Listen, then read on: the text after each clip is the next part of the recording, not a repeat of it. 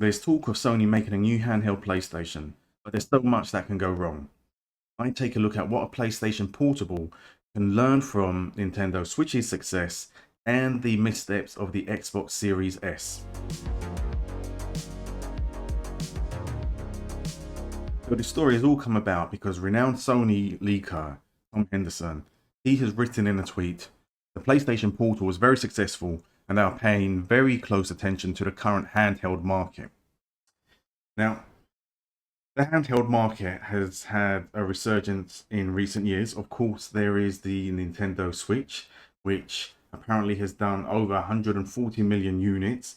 You've got the success of the Steam Deck, the PC, the portable PC, and now there is the PlayStation Portal accessory, which is apparently selling far better than Sony would have predicted.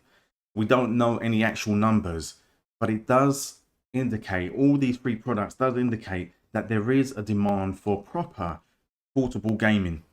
Now, of course, smartphones, everybody seems to have a smartphone now, and they are powerful enough and capable enough to play games. But because of the way most games are set up, which is play to win, or sorry, pay to win, these are not really regarded as serious portable devices. That's why it's far better to have a dedicated device. And recently, there have been a few rumors that there's going to be a new PlayStation Portable that is effectively going to be a PS4. PS4 that's portable. And that might sound really good to a lot of people. A PS4 that you can play, that you can pick up and put in your hands, and that's a powerful console. But to me, I think that's an absolutely terrible idea. And you may wonder why. Why would a PS4, which is a powerful console, be a terrible idea? I want to tell you why. So, first of all, we have to look at the past, and that is game console platform makers producing two different consoles at the same time. So, if we go back to the era of Sega, they were producing the Sega Mega Drive, the home console, as well as the Sega Game Gear. Then you've got Nintendo, which throughout its history has made various portable consoles, but the biggest era would have been the Nintendo 3DS and the Wii, and then the Wii U. And then after that, there has been the PS3 and PS4, and also the PS Portable and PS Vita. So, what is going on there? Why is this a problem when you have hardware manufacturers making two consoles at the same time? Well, the main problem is that the hardware manufacturer is having to produce two different sets of games for these two different platforms. If we look at the Nintendo Wii U, that required its own games, that required its own developers, and then you had the Nintendo 3DS that required its own games and its own developers. And these big companies, yes, they are multi-million, multi-billion pound companies, but they have a finite amount of resources. And so effectively, they are splitting the resources that they have, both in terms of staff and also financial. And that's no good. So, what you had more recently, and this is going back to, was it 2018, was Nintendo come out with a new solution, the combined console that is both a portable console but also a home console at the same time. And how did it resolve this problem? Well, the way Nintendo approached this problem and trying to solve it was it had to produce a console that was powerful enough to deliver good graphics for the home, but then also make it usable when it is portable. And that means it has to use less power. So the way it resolved it is that when you take the Nintendo Switch and put it into portable mode, the graphics are turned down in terms of the resolution and the frame rate, I believe. And this in turn uses less power, and it means that the console, when used portably, can be used for longer. And now Nintendo, what it was able to do was have all its development teams produce games for this one platform. And then we've now seen the benefits of this. It has appealed to people who want the better graphics when used at home, and it's also appealed to everybody who wants a console, a Nintendo console that can be used portably, which has been a big hit in the Far East, in Japan as well. So that was the way Nintendo solved it, which is pretty brilliant. And the best part was you could play the same game at home or away from home. That is the key issue, the same game. The Nintendo Switch hardware is not that powerful. That's not intended to be a dig. It's just that the processor is more of the specification that you might get in a powerful smartphone. And the reason Nintendo was able to use this mobile chip effectively was because it isn't in direct competition with the other consoles on the market, namely PlayStation and Xbox. It is its own thing. It produces its own games, and it doesn't need to compete, and that's why it was able to get away with using a lower spec computer processor.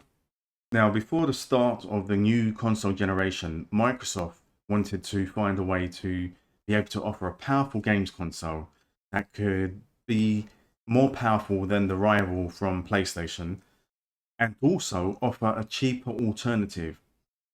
So the way it approached the problem was, I think, in a way, trying to emulate the solution that Nintendo had for the Nintendo Switch, which is to produce a powerful console and then produce effectively the same console, but just at a lower spec. And in theory, this should have been a brilliant solution. It would have meant that you could have this powerful competitor to the PS5, and everybody who wanted a powerful PS5 rival would be able to get this. And it could also mean it could undercut the PS5 by offering a much cheaper alternative. But looking at things as things have worked out, it hasn't worked out as well. And there are a couple of key factors for this. And let's have a look at them. So before the Xbox Series consoles launched, there was an executive, it might have been Aaron Greenberg, but I'll have to check that out, who was saying that it would be really easy to produce an Xbox X version of a game at full graphical power, and then it would be able to developers would be able to easily downgrade the specs by effectively just flicking a switch, and then it would have an Xbox Series S version. And in practice, what we've now seen is that this hasn't worked out as well. And the reason is that some powerful games have not been converted well onto the Xbox Series S. They have not been possible at the moment. Namely, so far, Black Myth Wukong. And we saw there was problems with Baldur's Gate 3. So why is the solution not working for Xbox? One of the things I believe is happening is that when it comes to releasing a downgraded version for the Xbox Series S, Microsoft is being overly ambitious.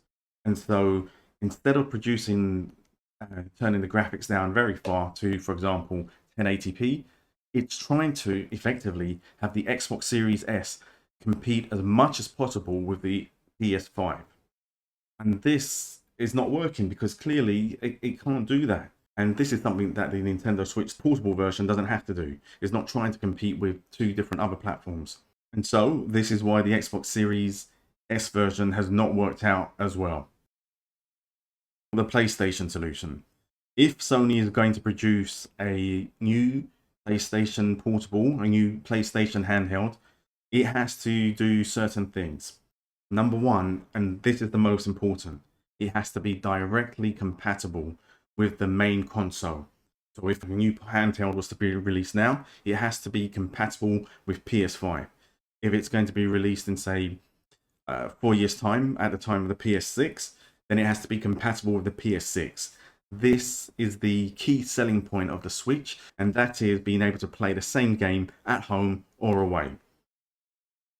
Then, separate from the PS Portal, it has to have all the hardware built onto the machine. So it's not a streaming device, it's actually all built on, and that means there's no streaming and there's no lag. Imagine that, playing, for example, the new Halo game on PS6.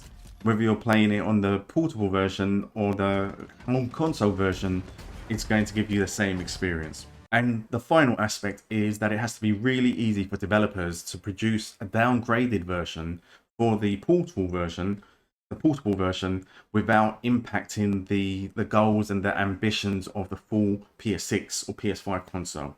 So we saw this with the Xbox Series S. Apparently, the developers have said that because of the memory limitations of the Xbox Series S, it has affected the way they designed the game. meaning it wasn't able to be as expansive as they had hoped. Sony has to have a way to be able to say to developers, here, you just create one brilliant, full fat, full detail console version of the game, and then maybe, I don't even know if it's possible, to have a set of development tools that automatically downgrades it for a portable version. And maybe the portable version is just set at an easy 1080p 60 FPS. So that is what I would suggest would be the ultimate solution. And if there is a truly portable PlayStation console that corresponds with the home console, that would be the best.